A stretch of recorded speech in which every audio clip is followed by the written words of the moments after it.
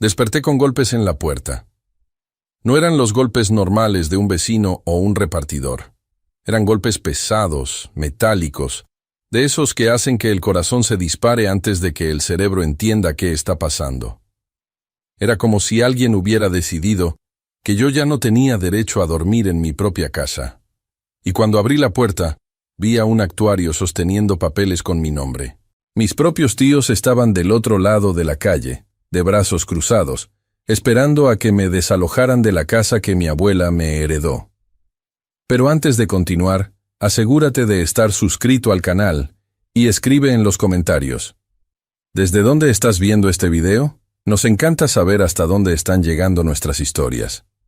Por un segundo, cuando empezaron los golpes, no sabía qué día era. La luz grisácea se filtraba por las rendijas de la persiana, y el reloj en la mesa de noche marcaba poco después de las 6 de la mañana. Tenía la garganta seca, como si hubiera tragado algodón durante la noche. Me puse una sudadera sobre la playera y caminé hacia el pasillo, pisando despacio, casi sin hacer ruido.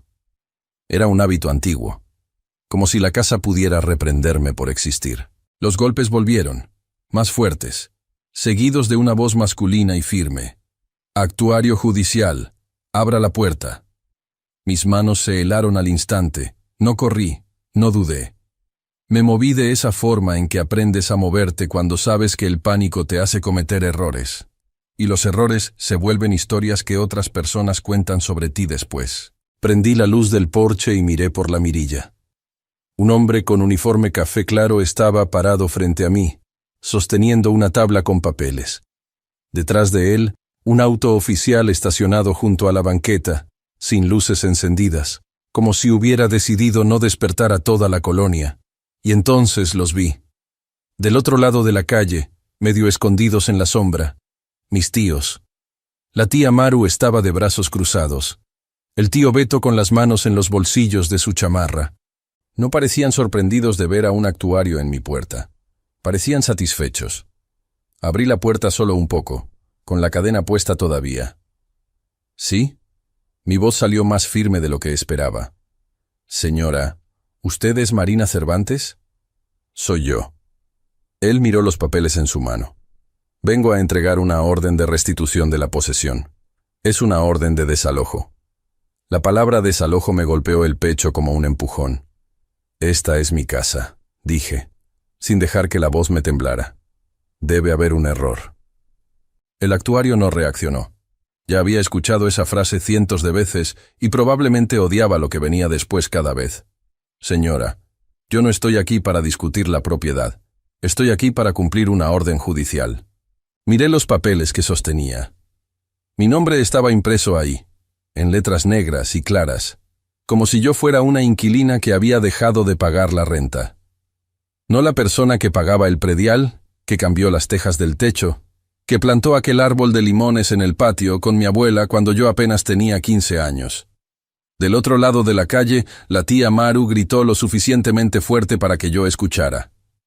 «Debiste haber hecho lo que la familia te pidió». El tío Beto completó con esa voz grave y cansada que usaba cuando quería parecer razonable. «Recoge tus cosas. Esto va a pasar hoy mismo».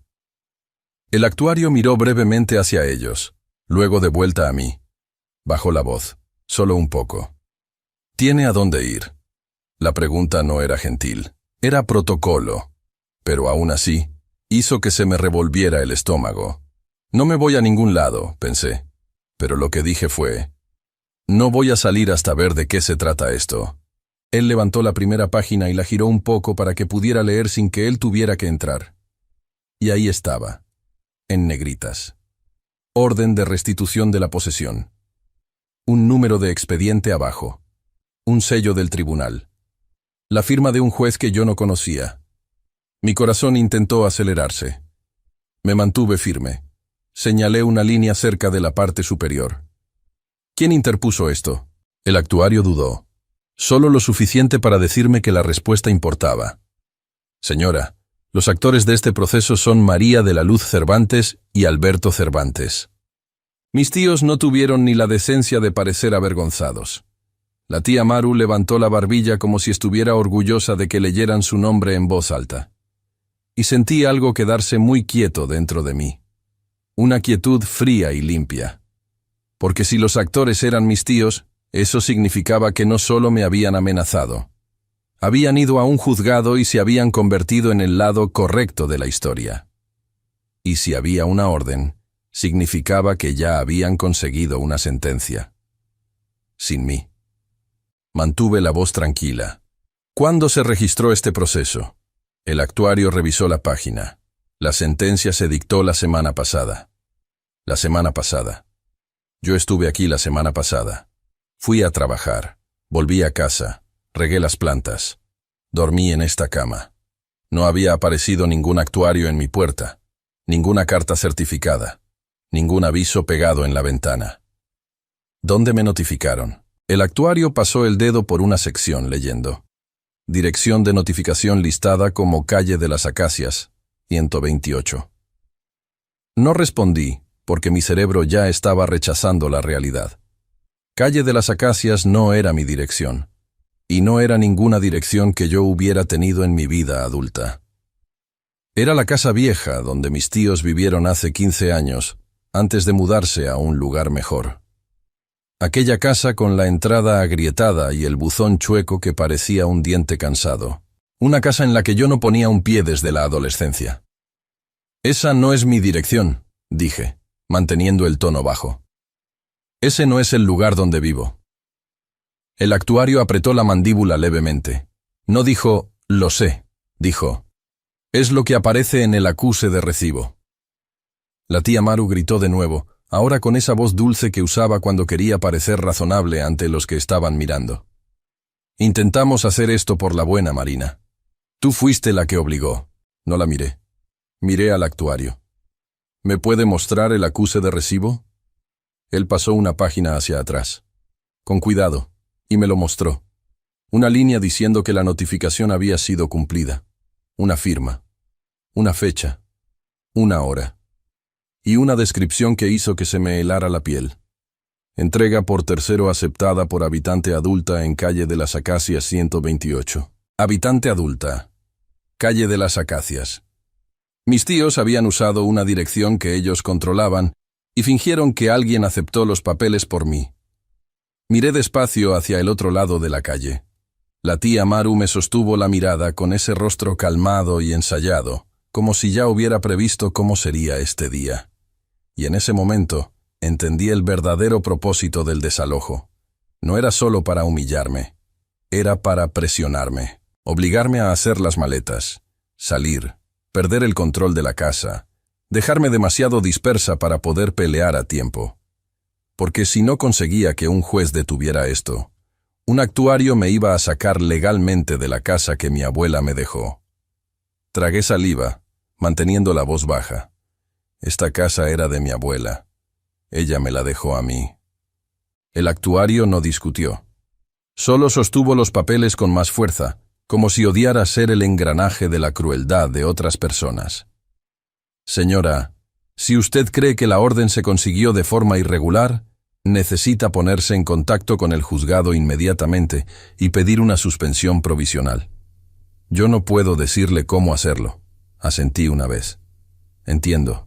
Él miró hacia abajo de nuevo, y entonces su voz se volvió aún más cuidadosa. Hay una cosa más. Esta orden autoriza la ejecución del desalojo el mismo día. Mi estómago se contrajo. El mismo día. Me miró directo a los ojos. Profesional, pero no cruel. Sin una suspensión judicial tengo que liberar esta casa para el mediodía. No me quedé ahí discutiendo con un oficial en mi puerta. Discutir les daría a mis tíos exactamente lo que querían. Una escena, un chisme, y un motivo para señalar y decir que yo era inestable. Así que hice lo único que importaba. Construí un registro. Le pedí al actuario que sostuviera los papeles firmes mientras yo tomaba fotos claras de cada página. El número de expediente. El sello del juzgado. La línea de la firma. La dirección de notificación. El lenguaje del acuse de recibo. Luego di un paso atrás, cerré la puerta con calma y puse el cerrojo como si eso pudiera darme tiempo. No podía, pero la documentación sí, por la ventana, Todavía se veía a mis tíos del otro lado de la calle, observando como si esperaran que empezara a aventar cajas al pasto. La tía Maru tenía esa misma quietud satisfecha que solía usar cuando creía que me había acorralado para obedecer. No le di la satisfacción de moverme. Agarré mi cartera, mis llaves, mi celular y una pequeña carpeta contra incendios del cajón, donde guardaba las cosas aburridas que se vuelven de vida o muerte cuando otras personas deciden ser creativas. Mi copia de las escrituras. El acta de adjudicación de la herencia de mi abuela. Los recibos del predial. La póliza del seguro de la casa a mi nombre. Entonces, llamé al juzgado mientras todavía estaba en mi propia cocina. El teléfono sonó 2 veces. «Juzgado de lo civil», contestó una mujer con voz rápida. «Tengo una orden de desalojo en proceso», dije con calma. «Nunca fui notificada. Necesito saber cómo pedir una suspensión de emergencia y anular una sentencia por rebeldía». Hubo una pausa. Teclas sonando. El tipo de pausa que significaba que había buscado el número de expediente y estaba decidiendo cuánta misericordia estaba dispuesto a ofrecer el sistema a las 6 de la mañana. «¿Cuál es el número de expediente?», preguntó. Se lo leí. Ella tecleó de nuevo. Más tiempo esta vez. Entonces su voz cambió, solo un poco, menos mecánica. «Señora, este es un juicio de restitución de posesión promovido por María de la Luz Cervantes y Alberto Cervantes. Sentencia definitiva dictada la semana pasada». «Nunca fui notificada», repetí. «La dirección de notificación es calle de las Acacias. Esa no es mi dirección». Otra pausa, más teclas.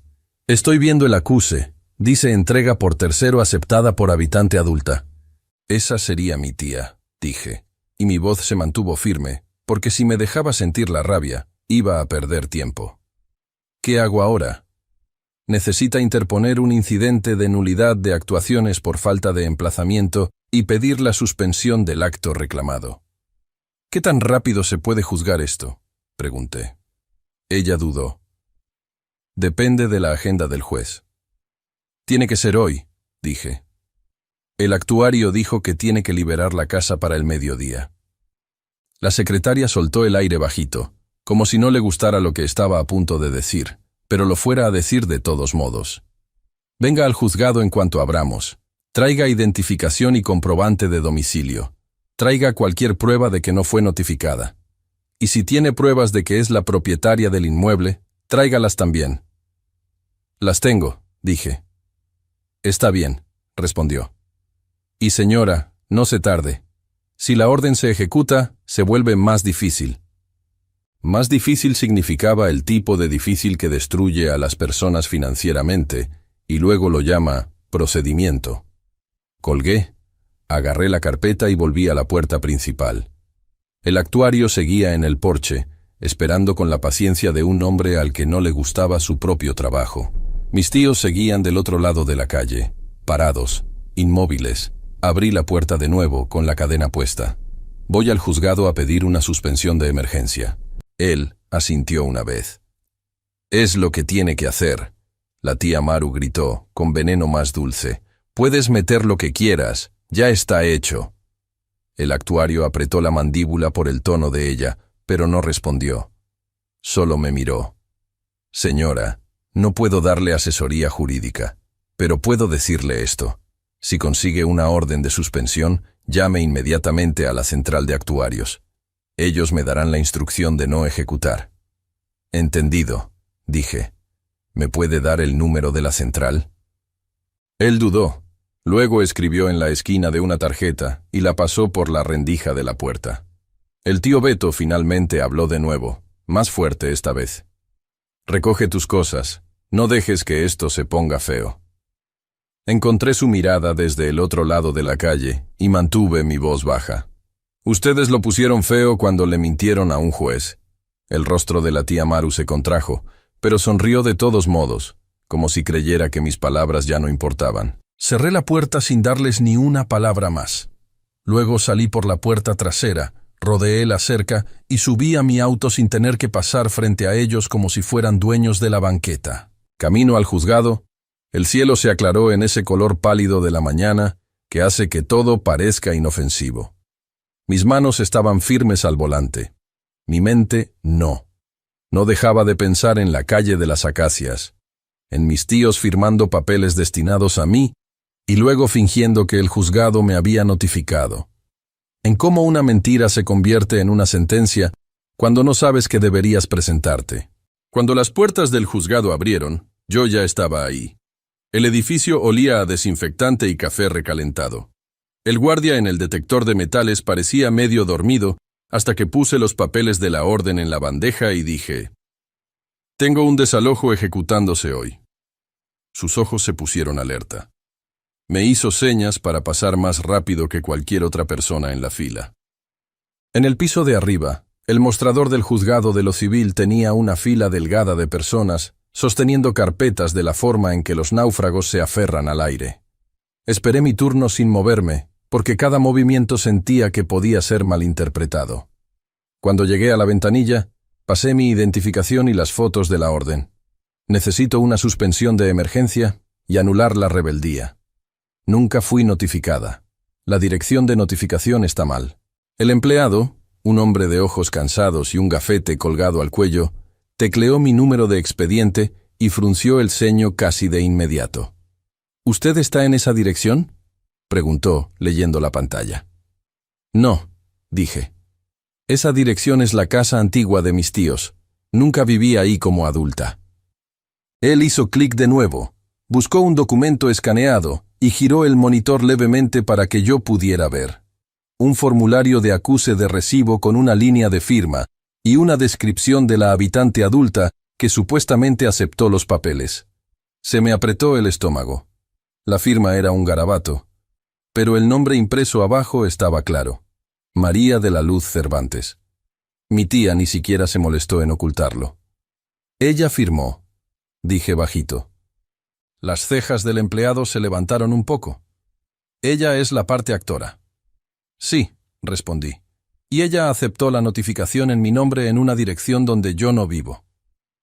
Miró la pantalla por más tiempo del necesario. Y luego hizo algo que me dijo que no solo estaba cumpliendo el protocolo. Imprimió el acuse de recibo y lo pasó por debajo del vidrio. «Destaque esto», dijo en voz baja. «Es importante». Agarré el papel con manos que se mantuvieron firmes porque me negué a dejar que el sistema me etiquetara como emocional. «Yo también soy la propietaria de la casa», dije, y saqué la copia de las escrituras de mi carpeta contra incendios, junto con el acta de adjudicación. El nombre de mi abuela arriba, mi nombre listado como la beneficiaria del inmueble. El empleado miró las escrituras y parpadeó, luego tecleó de nuevo, más rápido. «Sus tíos interpusieron esto como propietarios», dijo, con la voz poniéndose tensa.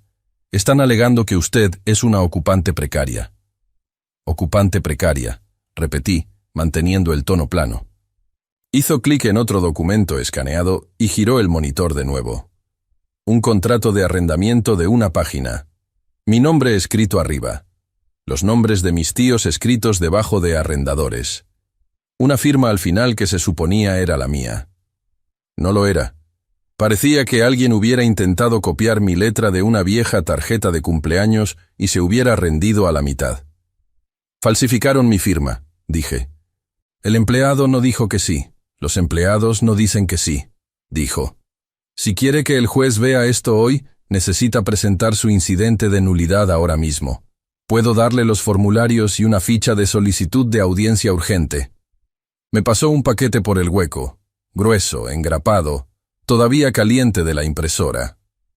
Las palabras «incidente de nulidad de actuaciones» estaban arriba como un chaleco salvavidas. «¿Qué juez?», pregunté. Revisó la lista. «La jueza Andrade está asignada». «¿Puedo pasar frente a ella hoy por la mañana?». Él dudó, luego miró por encima del hombro hacia una puerta interna que decía «Secretario de Acuerdos». «Puedo intentarlo», dijo, «pero debe entender». «Entiendo», interrumpí gentilmente. «Si no consigo la suspensión, un actuario libera mi casa al mediodía».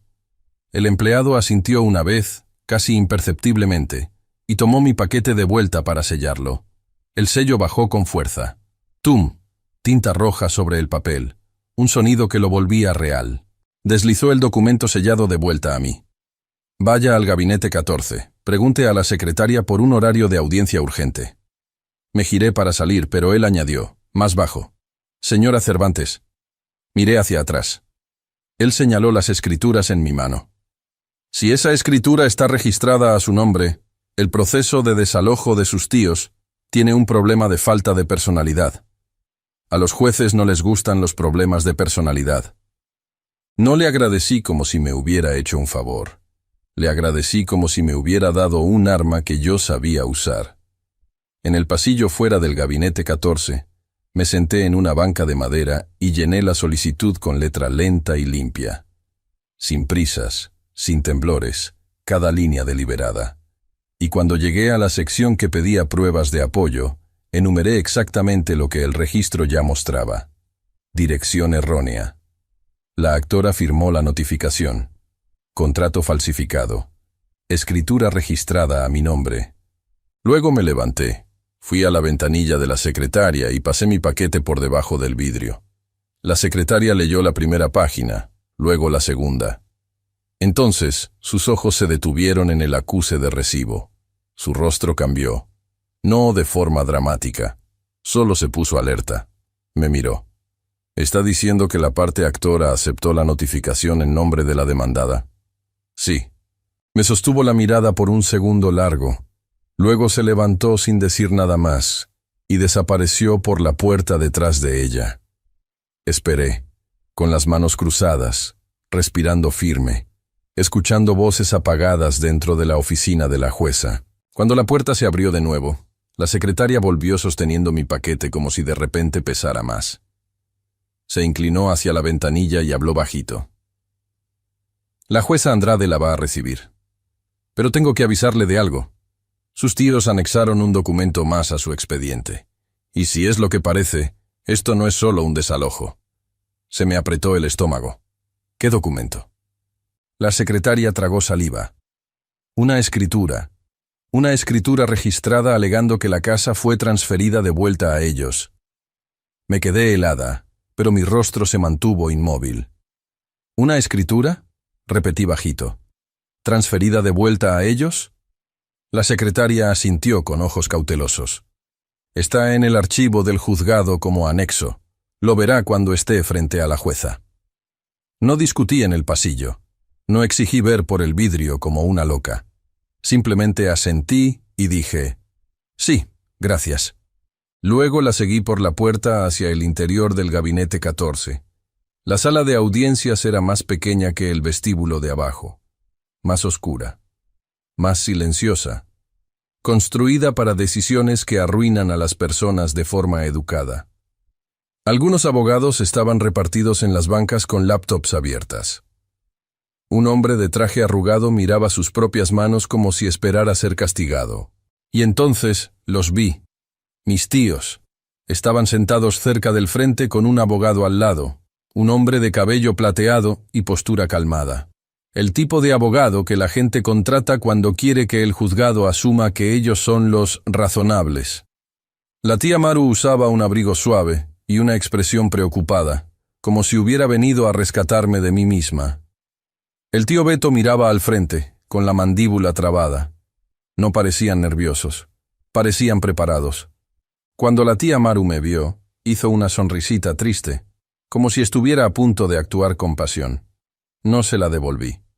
El oficial judicial llamó el número de expediente y nos acercamos a las mesas.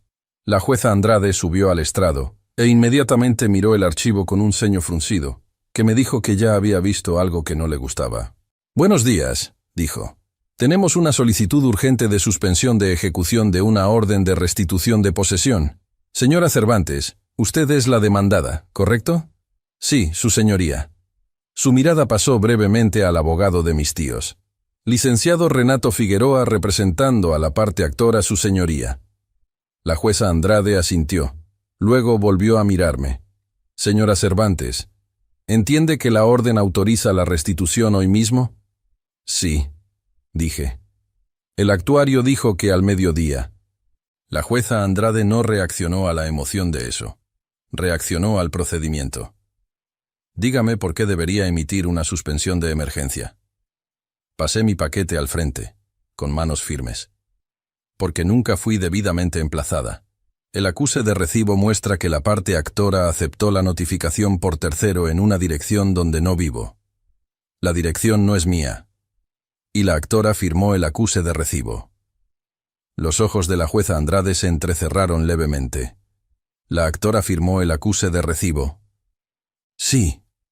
El licenciado Figueroa sonrió levemente, como si estuviera a punto de explicar una tecnicidad. Su señoría, la notificación se cumplió conforme a la ley. La notificación por tercero está permitida. La habitante la aceptó. La jueza Andrade levantó la mano.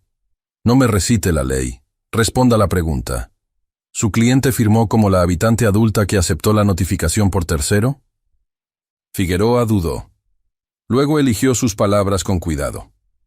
Sí, su señoría. La señora María de la Luz Cervantes aceptó la notificación en la dirección listada en la demanda como el último domicilio conocido de la señora Marina Cervantes. La mirada de la jueza Andrade volvió a mí. ¿La calle de las Acacias es su último domicilio conocido? No, dije. No vivo ahí desde que soy adulta. Mi licencia de conducir, recibos de predial y recibos de luz reflejan mi dirección actual. Pasé mi identificación y un recibo de luz reciente al frente. La jueza Andrade los examinó rápidamente. Luego miró a la tía Maru. Señora María de la Luz Cervantes, dijo. ¿Por qué aceptó la notificación en nombre de la demandada en una dirección que no es su residencia? Los labios de la tía Maru temblaron en una tristeza ensayada. Su señoría, empezó suavemente. Intentamos todo. Ella ha estado inestable. Dejó de contestarnos. No sabíamos qué más hacer. Ahí estaba de nuevo. Inestable. Una etiqueta para que el juzgado dejara de hacer preguntas incómodas. La jueza Andrade ni parpadeó. Eso no es una respuesta. ¿Sabía dónde vivía ella o no? La tía Maru bajó la mirada como una santa. El tío Beto se inclinó levemente hacia adelante, con voz baja. Solo estábamos tratando de proteger el inmueble. Los ojos de la jueza Andrade permanecieron afilados. ¿Protegerlo de quién? El tío Beto no respondió. Figueroa entró rápido. Su señoría, los actores son propietarios del inmueble. Necesitaban recuperar la posesión. La demandada se ha negado a salir. La mirada de la jueza Andrade volvió a él. Examiné los anexos, dijo, y su tono se puso tenso. Uno de ellos es una escritura. Se me apretó la garganta. La jueza Andrade levantó una sola página del archivo y la sostuvo en alto. El anexo C es una escritura de dación en pago, que supuestamente transfiere el inmueble de Marina Cervantes a María de la Luz y Alberto Cervantes, registrada hace 2 semanas. La tía Maru inhaló suavemente como si estuviera a punto de llorar. El rostro del tío Beto permaneció impasible. La jueza Andrade me miró. Señora Cervantes, ¿usted firmó una escritura de dación en pago transfiriendo este inmueble a sus tíos hace 2 semanas? No, dije. La voz de Figueroa vino suave. Su señoría, tenemos una escritura con ratificación de firmas ante notario.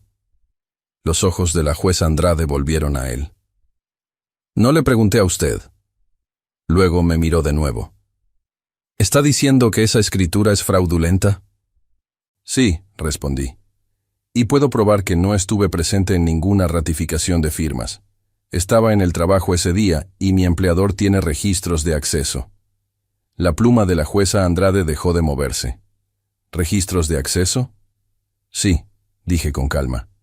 Entradas por gafete y registros de cámaras de seguridad, con fecha y hora. La expresión de Figueroa se contrajo. Su señoría, esto se está convirtiendo en una disputa de propiedad. Los asuntos sucesorios pertenecen a otro juzgado. La mirada de la jueza Andrade se endureció. Esto no es un asunto sucesorio ahora.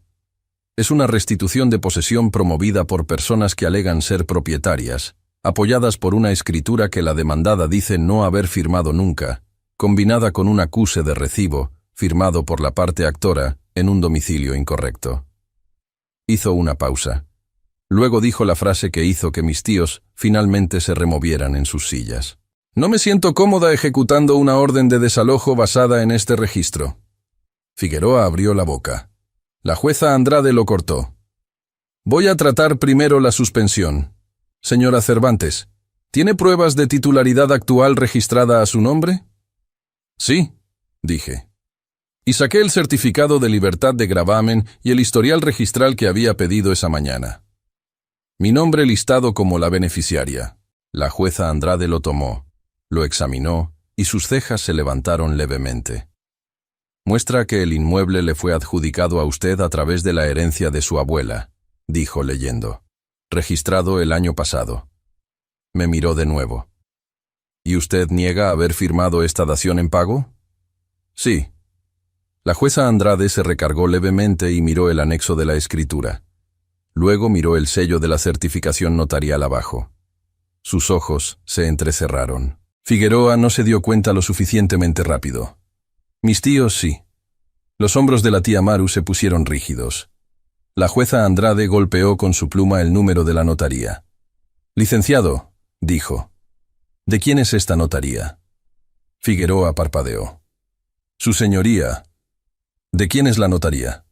Repitió la jueza Andrade, más afilada. Figueroa miró hacia abajo. Parece ser del notario público número 22, el licúmenos Sergio Méndez. La jueza Andrade miró al tío Beto. Señor Alberto, ¿conoce usted a Sergio Méndez? La boca del tío Beto se abrió y cerró. La tía Maru respondió por él, con voz fina. Él es un conocido. Los ojos de la jueza Andrade permanecieron fijos. Un conocido que certificó una firma en una escritura transfiriendo el inmueble heredado de su sobrina a ustedes hace 2 semanas. Figueroa intentó de nuevo, con urgencia en la voz. Su señoría, la escritura está registrada. Se presume válida. La jueza Andrade ni parpadeó. La presunción de validez no es inmunidad, se giró hacia el secretario. Dictó orden de suspensión provisional del desalojo. Con efecto inmediato, notifique a la central de actuarios. Mis pulmones se soltaron en un suspiro bajo y controlado. La jueza Andrade continuó, con voz firme. Esta suspensión se mantiene hasta la audiencia incidental sobre la nulidad de actuaciones y el desglose para investigación de posible fraude en la escritura. El rostro de la tía Maru se contrajo. Su señoría... La jueza Andrade la miró. Deténgase. Usted ya no tiene derecho a hablar ahora. Luego la jueza me miró de nuevo. Señora Cervantes, necesito que entienda una cosa. Si esa escritura es fraudulenta, necesita más que una suspensión de desalojo. Necesita proteger su propiedad inmediatamente. Lo sé, dije. La jueza Andrade asintió. Bien, porque estoy ordenando que se notifique al registro público de la propiedad sobre una posible transmisión fraudulenta. El rostro de Figueroa palideció. Y entonces, la jueza Andrade añadió, calmada pero final. Y quiero que el notario comparezca personalmente con el libro de protocolos. Mis tíos se quedaron inmóviles. Los ojos de la tía Maru se agrandaron levemente, y la mandíbula del tío Beto se trabó con tanta fuerza que un músculo saltó. Porque un libro de protocolos no es un cuento. Tiene fechas, sellos, firmas, huellas digitales. Es la prueba. La jueza Andrade cerró el archivo. Audiencia programada para mañana por la mañana. Señora Cervantes, traiga sus registros de acceso al trabajo. Los actores traerán al notario y la escritura original. Si alguien no comparece, habrá consecuencias. Los labios de la tía Maru se separaron, y por primera vez, la máscara de preocupación pareció lo que era. Miedo. Cuando la jueza bajó del estrado, el oficial judicial entregó la orden de suspensión a Figueroa para su notificación. Tomé mi copia y salí sin mirar a mis tíos. En el pasillo, mi celular vibró con una llamada. El actuario Romero. Contesté inmediatamente. Conseguí la suspensión. Su alivio fue audible. Entendido. Mándeme una foto de la orden firmada. Ya se la mando, dije. Tomé una foto clara y la envié. Luego, cuando me giré hacia las escaleras, escuché la voz de la tía Maru detrás de mí. Baja, urgente, sin más dulzura. ¿Crees que esto lo resuelve? Siseó. No entiendes lo que acabas de empezar. No me volví, porque sí entendía. Si la escritura era falsa, esto ya no era por un desalojo. Era sobre hasta dónde estaban dispuestos a llegar mis tíos para robarle el regalo de una muerta a su propia sobrina. Y mañana, con ese libro de protocolos en una mesa de juzgado, lo íbamos a descubrir. No fui a casa sola. No porque tuviera miedo de estar en mi propia casa, sino porque estaba cansada de dejar que mis tíos controlaran el ambiente. Después de mandar la foto al actuario, llamé a la central de actuarios para confirmar que habían recibido la suspensión. La voz de la operadora fue corta, neutral. Sí, señora. Tenemos la suspensión en archivo. La ejecución está detenida. Entonces hice lo siguiente. Callada. Sin pedir permiso a nadie. Manejé directo al registro público de la propiedad. Todavía era temprano, y la sala de espera olía a papel y aire acondicionado viejo. Personas sentadas en sillas de plástico sosteniendo actas de matrimonio, cancelaciones de hipotecas, recibos de predial, sin drama, solo administración. Saqué una ficha y esperé. Cuando llamaron mi número, fui al mostrador y pasé mi identificación y el historial registral. La escritura de adjudicación de mi abuela y la escritura de dación en pago más nueva que supuestamente transfirió la casa de vuelta a mis tíos. Necesito registrar un aviso preventivo por fraude en mi propiedad, dije. Una jueza dictó una suspensión hoy y turnó la escritura a investigación por posible fraude. La empleada detrás del mostrador, de unos 30 y tantos, con el cabello recogido y ojos afilados, miró el número de folio real y tecleó. Su expresión cambió casi inmediatamente. Señora, esta escritura de dación en pago se registró hace 2 semanas. Sí, dije. Y fue presentada personalmente con certificación notarial. Mantuve mi voz calmada. Yo no firmé. Una jueza ordenó que el notario comparezca con su libro de protocolos mañana. La empleada no respondió con simpatía. Respondió con procedimiento. ¿Tiene el número de expediente? Se lo di. Ella lo escribió en un campo de observaciones e imprimió un formulario pequeño. Llene esto. Vamos a poner una anotación marginal de aviso de fraude en el folio real. No invalida la escritura automáticamente, añadió. Pero pone un aviso público de que la transmisión está siendo litigada y puede activar verificaciones adicionales si alguien intenta registrar más documentos. Era exactamente lo que necesitaba. Firmé el formulario con mi firma normal. Despacio. Claro. Y se lo devolví. La empleada selló y lo agregó al archivo. Entonces hizo algo que hizo que mi estómago se apretara de nuevo. Hizo clic en la imagen digital de la escritura y le dio zoom al sello de la certificación notarial. ¿Puedo hacerle una pregunta?, dijo, cautelosa. Sí. Golpeó la pantalla con su pluma. ¿Sabe por qué el número de la notaría parece extraño? Se me cerró la garganta. ¿Extraño cómo? Giró el monitor levemente para que yo pudiera ver. El número de la notaría tenía un dígito tachado y reescrito. Una pequeña corrección, casi invisible a menos que estuvieras entrenado para notar problemas de entrada. Esta corrección debió activar un rechazo, dijo bajito. Pero no lo hizo, pasó. Miré la pantalla y sentí mi rabia afilarse. Un dígito tachado en una certificación legal no es un error de dedo, es una huella. ¿Puede imprimir esa imagen?, pregunté. Ella asintió. Sí, y le voy a imprimir los metadatos de entrada también. Cuando me entregó las páginas, estaban calientes y oficiales.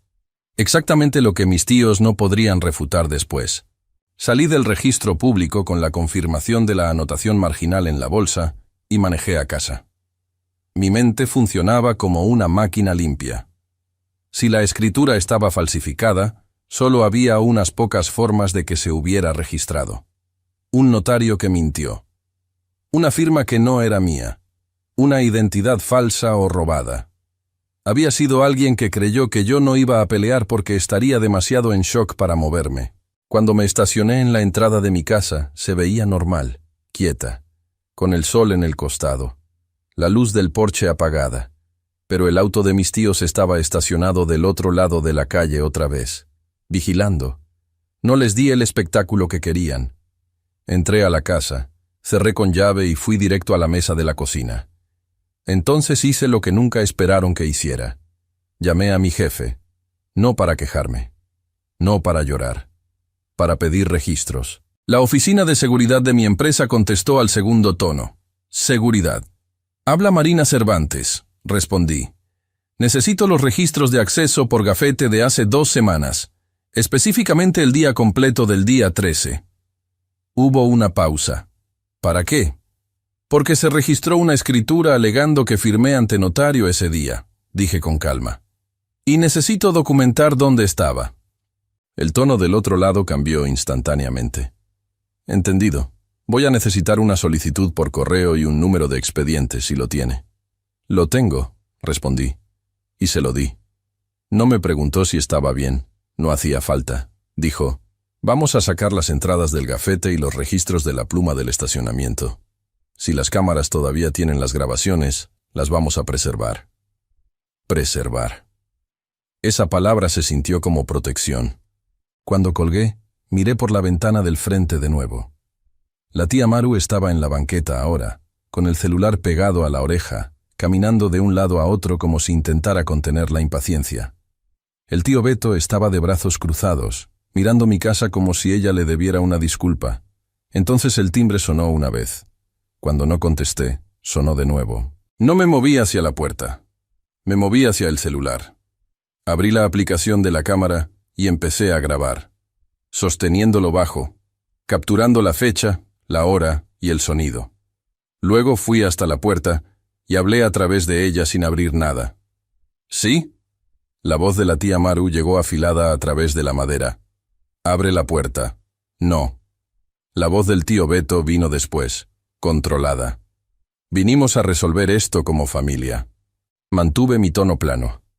Ustedes interpusieron un desalojo en mi contra, falsificaron un contrato de renta, registraron una escritura. Eso no es familia, eso es fraude. La voz de la tía Maru subió. ¿Cómo te atreves? No respondí a eso. Hice una pregunta. ¿Por qué lo hicieron? Silencio. Entonces el tío Beto habló, con voz baja y fría. Porque la abuela prometió que la casa se quedaría en la familia, y tú estabas tomando decisiones que nosotros no aprobábamos.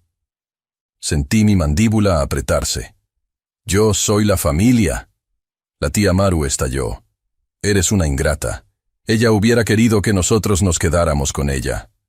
Respiré hondo, despacio. Ella no quiso. Por eso la escritura está a mi nombre. La voz del tío Beto bajó aún más, como si estuviera ofreciendo una advertencia. Mañana el notario va a decir que tú firmaste. No vacilé. Entonces, mañana él va a presentar su libro de protocolos y va a mostrar lo que alega haber verificado. La voz de la tía Maru se volvió dulce de nuevo. Demasiado dulce. No quieres arruinar vidas por un poco de papeleo, Marina. Esa frase me lo dijo todo.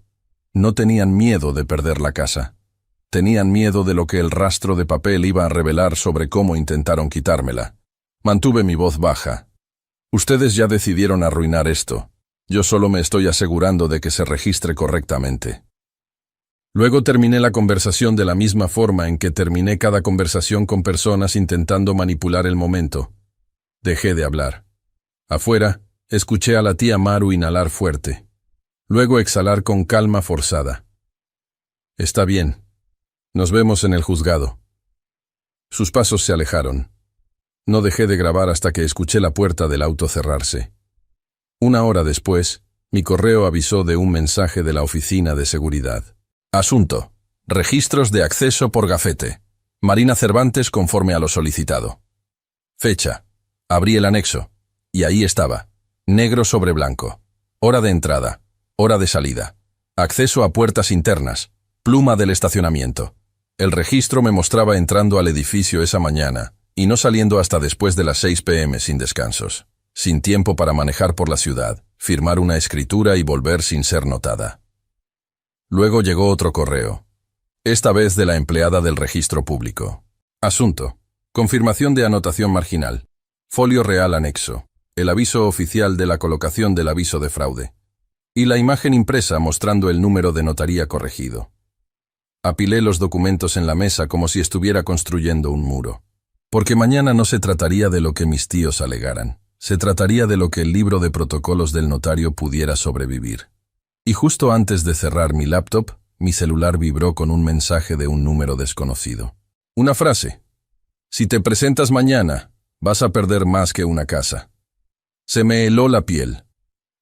No porque tuviera miedo, sino porque las amenazas significaban que ellos sabían lo que venía, y no creían que pudieran detenerlo limpiamente.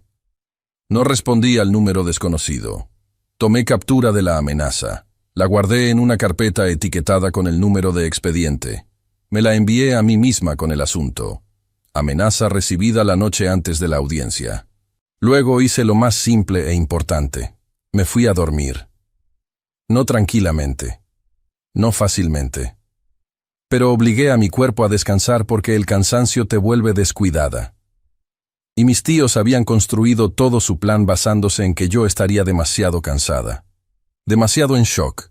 Demasiado sola para pelear. A las 8:45 de la mañana siguiente, entré de nuevo al gabinete 14 con una sola carpeta y un rostro calmado.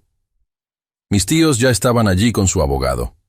La tía Maru usaba un abrigo levemente diferente, como si creyera que los cambios de vestuario reiniciaran la narrativa. El tío Beto parecía impaciente, con la mandíbula trabada, los ojos fijos en el estrado, como si esperara permiso para tomar lo que decidió que le pertenecía. Y sentada detrás de ellos, con postura rígida y la bolsa apretada con fuerza, estaba el notario, Sergio Méndez. No se veía como yo esperaba. No convencido, no confiado, solo tenso. Como si le hubieran instruido presentarse y repetir una frase, y estuviera rezando para que nadie hiciera la pregunta equivocada. Cuando el oficial llamó el expediente, la jueza Andrade subió al estrado con la misma expresión enfocada que ayer, solo que hoy se veía más afilada, menos tolerante. «Buenos días», dijo. «Estamos aquí respecto a la solicitud de la demandada de nulidad de actuaciones y la preocupación del juzgado respecto a una escritura de dación en pago presentada como anexo». Miró directamente al abogado de mis tíos. «Licenciado, ¿trajo la escritura original?» Figueroa se levantó. «Sí, su señoría». Sostuvo un sobre manila como si fuera sagrado. La jueza Andrade giró la mirada hacia el notario. «Señor Sergio Méndez, ¿usted es notario público habilitado en este estado?» «Sí, su señoría», respondió Sergio con voz fina. «¿Y usted certificó una firma en una escritura transfiriendo un inmueble de Marina Cervantes a María de la Luz y Alberto Cervantes el día 13? Dijo la jueza. Sergio tragó saliva. «Sí». La voz de la jueza Andrade permaneció calmada. «Entonces va a presentar su libro de protocolos». Sergio dudó por medio segundo. Figueroa habló rápido. «Su señoría, la certificación se hizo adecuadamente. El sello está completo. El libro no es necesario». La jueza Andrade lo miró como si hubiera sugerido ignorar la gravedad. «Siéntese». Figueroa se sentó. La jueza Andrade mantuvo los ojos en Sergio. El libro, ahora. A Sergio le temblaron las manos cuando abrió su maletín. Sacó un libro grande de pastas negras, con los bordes gastados, y lo sostuvo como si pesara 10 kilos. Lo llevó a la secretaria, que se lo entregó al oficial, quien se lo llevó a la jueza. La jueza Andrade lo abrió y la sala se quedó en silencio, de ese tipo que hace que cada vez que alguien traga saliva se escuche fuerte. La jueza Andrade pasó el dedo por las entradas. Luego se detuvo. Miró hacia arriba. «Señor Méndez», dijo uniformemente, «por favor, diga al juzgado qué identificación verificó para Marina Cervantes el día 13. Sergio parpadeó rápido. «Su licencia de conducir». La jueza Andrade miró hacia abajo de nuevo. «Su registro lista una licencia de conducir con número terminado en 931. Se me apretó el estómago. Mi licencia no terminaba en 931. La jueza Andrade levantó los ojos de nuevo. «Señora Cervantes, ¿cuáles son los 3 últimos dígitos del número de su licencia?» Respondí sin dudar. 617. La jueza Andrade asintió una vez. Luego miró a Sergio. y la calma en su voz se convirtió en otra cosa, algo peligroso. Entonces el libro no coincide con la licencia real de la demandada. Explique. Los labios de Sergio se abrieron y cerraron de nuevo. Sus ojos se desviaron hacia mis tíos solo una vez, tan rápido que la mayoría de la gente lo habría perdido. Pero la jueza Andrade no perdía nada. Figueroa se levantó demasiado rápido. Su señoría, los libros pueden contener errores administrativos. La jueza Andrade lo cortó. Suficiente. Giró el libro levemente y leyó la siguiente línea para el registro. Este asiento lista a la firmante como Marina Cervantes, y bajo la firma hay un trazo que no se asemeja a la firma en los documentos de la demandada. Giró la mirada hacia Sergio. ¿Usted presenció que Marina Cervantes firmara esta escritura en su presencia? La voz de Sergio salió tensa. Sí. La jueza Andrade no levantó la voz. Simplemente tomó la impresión que yo había presentado ayer, los registros de acceso de mi empleador, y los levantó. Señora Cervantes, usted declaró que estuvo en el trabajo todo el día, ¿correcto? Sí. ¿Tiene documentación mostrando que estuvo físicamente presente? Sí, dije. Y pasé al frente los registros de gafete y el correo de certificación de la oficina de seguridad. Luego añadí la única cosa que gente como el tío Beto siempre olvida que existe. Mi registro de la pluma del estacionamiento con lectura de placas y sello de tiempo. La jueza Andrade examinó la primera página, luego la segunda. Sus ojos se entrecerraron en los sellos de tiempo. Luego miró a Sergio. Señor Méndez, ¿a qué hora certificó esta firma? Sergio tragó saliva. Cerca del mediodía. La jueza Andrade giró hacia el registro. El registro de gafete de la demandada la muestra dentro de un edificio seguro al mediodía, con acceso a puertas internas. El registro de la pluma muestra su vehículo dentro del estacionamiento controlado. Ella no salió. El rostro de Sergio se contrajo, y su voz se quebró levemente. Tal vez fue más tarde. La jueza Andrade giró el libro de nuevo. Su libro lista la hora como 12:15. Así que no fue más tarde. Figueroa parecía que quería desaparecer. Las manos de la tía Maru estaban tan apretadas que sus dedos se veían pálidos. El tío Beto miraba fijo al frente como si negarse a mirar la prueba fuera a evitar que existiera. La jueza Andrade cerró el libro despacio y se inclinó hacia adelante. Señor Méndez, ¿está usted familiarizado con las consecuencias de certificar una firma que no presenció? Los ojos de Sergio se llenaron de pánico. Sí. Entonces voy a preguntar una última vez, dijo la jueza Andrade. ¿Usted presenció a Marina Cervantes firmar esta escritura? A Sergio le tembló la boca, y sus ojos se desviaron de nuevo hacia mis tíos. La tía Maru sacudió la cabeza levemente, minúsculo, desesperado. El tío Beto no se movió ni un poco. Sergio soltó una respiración temblorosa, y cuando habló, la mentira finalmente se derrumbó bajo su propio peso. No, susurró. No lo presencié. La sala de audiencia no explotó, solo se reinició, como si la verdad hubiera encendido un interruptor y todo en la sala estuviera ahora en un circuito diferente. La voz de la jueza Andrade se puso fría y precisa. Gracias, eso es todo. La tía Maru hizo un ruido pequeño, medio jadeo, media rabia. Luego cerró la boca de golpe como si recordara que había cámaras. Figueroa se levantó de nuevo, con la voz quebrada por la urgencia. Su señoría, esto está fuera del alcance. La jueza Andrade levantó la mano. Siéntese. Él se sentó. La jueza Andrade miró a mis tíos. María de la Luz Cervantes, Alberto Cervantes, pónganse de pie. Se levantaron despacio, como si la gravedad hubiera cambiado. La jueza Andrade habló en un tono que no necesitaba volumen. Este juzgado declara la nulidad de las actuaciones por falta de emplazamiento. La orden de desalojo queda disuelta. El juicio de restitución de posesión queda sobreseído por falta de personalidad de los actores.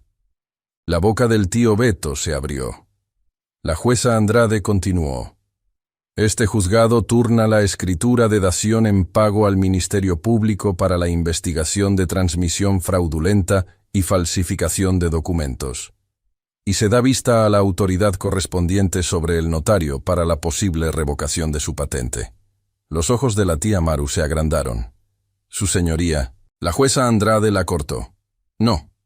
Luego me miró a mí. Señora Cervantes, obtendrá una copia certificada de la resolución de hoy y la inscribirá en el registro público. También buscará la rectificación de la propiedad por la vía civil correspondiente. Basado en lo que he visto, debería considerar también una orden de restricción urgente. Lo haré, dije. La jueza Andrade asintió. Y entonces pronunció la frase que hizo que mis tíos finalmente parecieran asustados. Y si cualquiera de los actores intenta cualquier acción adicional para removerla de ese inmueble, póngase en contacto con las autoridades inmediatamente. Las resoluciones de este juzgado no son sugerencias. La audiencia terminó con papeleo, sellos, y el tipo de silencio que solo viene después de que la gente se da cuenta de que el sistema ya no está de su lado. Fuera de la sala, mis tíos no se me acercaron. No podían. Figueroa evitó mi mirada por completo, hablando con ellos en frases rápidas y bajas, como si intentara sacarlos del edificio antes de que alguien decidiera detenerlos. Sergio Méndez salió por el otro lado, pálido, apretando su maletín como si fuera un salvavidas, y yo fui directo al piso de abajo, a la secretaría, y pedí copias certificadas. El sello bajó con fuerza. ¡Tum! Una y otra vez. Certificado. Certificado. Certificado. Luego manejé directo al registro público e inscribí la resolución de la jueza en el folio real, junto al aviso de fraude que ya estaba puesto. La empleada que me ayudó ayer no sonrió. Solo asintió una vez cuando vio la firma de la jueza, como si estuviera esperando a que el papeleo se pusiera al día. A la salida, mi celular vibró de nuevo. Número desconocido. Esta vez fue una línea, más corta que la anterior. Olvida esto. Le tomé captura de todos modos, porque gente como mis tíos no se detiene porque desarrolle conciencia. Se detienen porque las puertas se cierran. En las semanas siguientes, vi las consecuencias desarrollarse sin tener que perseguirlas. El registro público confirmó que la escritura estaba bloqueada y sujeta a investigación. La licencia del notario entró en revisión.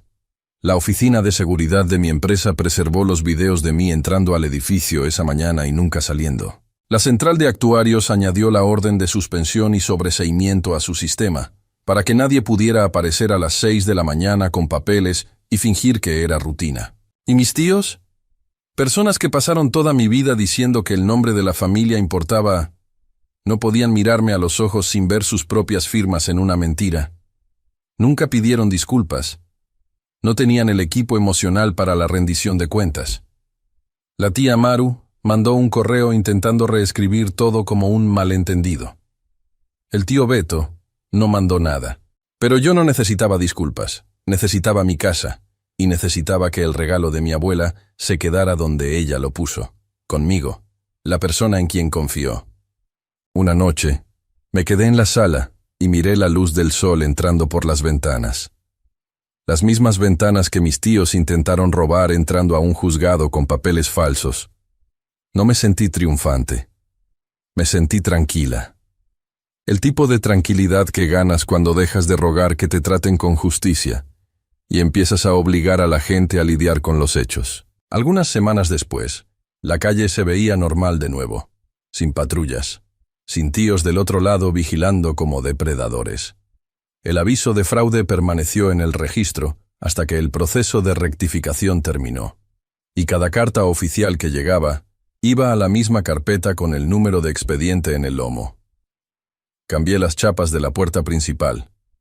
Instalé una camarita cerca del porche y guardé copias certificadas de la decisión de la jueza en un lugar seguro, no porque quisiera vivir con miedo, sino porque quería vivir en la realidad. Mis tíos habían demostrado que usarían las instituciones como armas. Yo aprendí a usar esas mismas instituciones como escudos. Hubo momentos en que me encontré pensando en mi abuela, en cómo habría reaccionado si supiera que sus propios hijos intentaron quitarme la casa que me dejó. Parte de mí quería creer que estaría furiosa, decepcionada, dolida, pero otra parte de mí, la parte que entendía cómo funcionan las familias de verdad, no como deberían funcionar, sabía que probablemente lo vio venir. Por eso me dejó la casa a mí. no a sus hijos. Sabía que yo iba a pelear por mantenerla, que la iba a proteger, que no iba a dejar que me la robara gente que creía que los papelitos y la manipulación eran sustitutos del derecho real. Una tarde, mientras regaba el árbol de limones en el patio, el mismo que planté con ella cuando tenía 15 años, me di cuenta de que ya no sentía rabia, solo claridad, porque mis tíos no me enseñaron a ser cruel. Me enseñaron a ser cuidadosa, a documentar todo, a nunca asumir que el sistema me iba a proteger a menos que yo le diera las herramientas para hacerlo. Me enseñaron que la gente va a usar tu bondad como debilidad si los dejas, y que la mejor defensa contra los manipuladores no es gritar más fuerte, es dejar que el registro hable por ti. Así que eso fue lo que hice. Dejé que el registro hablara. Y cuando habló, no dejó espacio para interpretación. No dejó espacio para reescribir la historia. No dejó espacio para las narrativas de mis tíos sobre sobrinas ingratas y malentendidos familiares. Dejó solo la verdad, negro sobre blanco, sellada, certificada, registrada, como la verdad debe ser. Recibí una carta del Ministerio Público algunos meses después, corta, formal, informando que la investigación por la escritura fraudulenta estaba en curso y que podría ser llamada como testigo si el caso llegaba a juicio. Guardé la carta en la carpeta, junto a todo lo demás, y esperé. Porque si algo aprendí durante todo esto, es que la justicia no es rápida, no es dramática, no es satisfactoria de la forma en que las películas lo hacen ver. La justicia es lenta, es burocrática, es un montón de gente en oficinas apretadas tecleando números de expediente y sellando papel y siguiendo procedimientos escritos hace décadas. Pero funciona, si dejas que funcione. Si alimentas al sistema con las cosas que necesita para funcionar, documentación, evidencia, registros. Lo curioso de intentar robar la casa de alguien es que requiere mucho papeleo.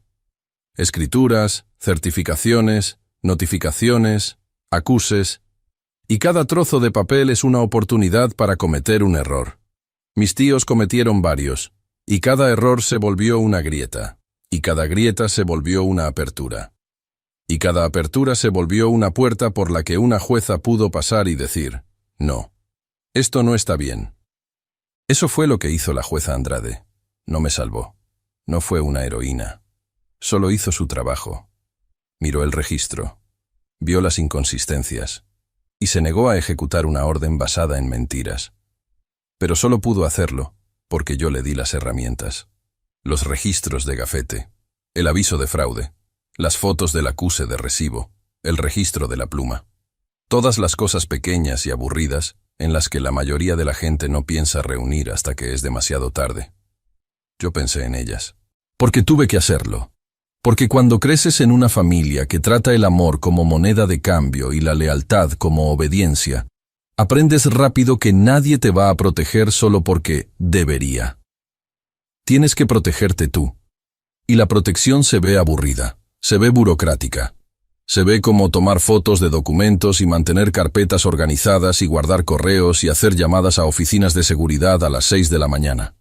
Pero funciona. Y cuando funciona, se siente tranquilo. Se siente calmado. No se parece en nada a la venganza o el triunfo o algo cinematográfico. Se siente solo como seguridad. Por primera vez en mucho tiempo, me sentí segura en mi propia casa. No porque mis tíos se hubieran ido. Todavía vivían en la misma ciudad. Todavía manejaban por las mismas calles. Todavía podían técnicamente aparecer en mi puerta de nuevo. Pero ahora había un registro, un rastro. Un patrón documentado de comportamiento que cualquier juez, cualquier policía, cualquier fiscal podía mirar y ver exactamente quiénes eran ellos.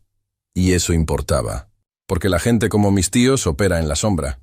Operan en malentendidos, y en el él dijo, ella dijo, y en nadie puede probar nada. Pero cuando prendes la luz, cuando obligas a que todo sea documentado, registrado, sellado, certificado, no tienen dónde esconderse. La luz se convierte en protección. La documentación se convierte en armadura. Y el sistema, ese mismo sistema lento, burocrático y frustrante, se convierte en tu aliado. No porque el sistema se preocupe por ti, sino porque el sistema se preocupa por las reglas, y cuando juegas bajo las reglas mejor que las personas que intentan dañarte, ganas. No siempre, no perfectamente, pero lo suficiente.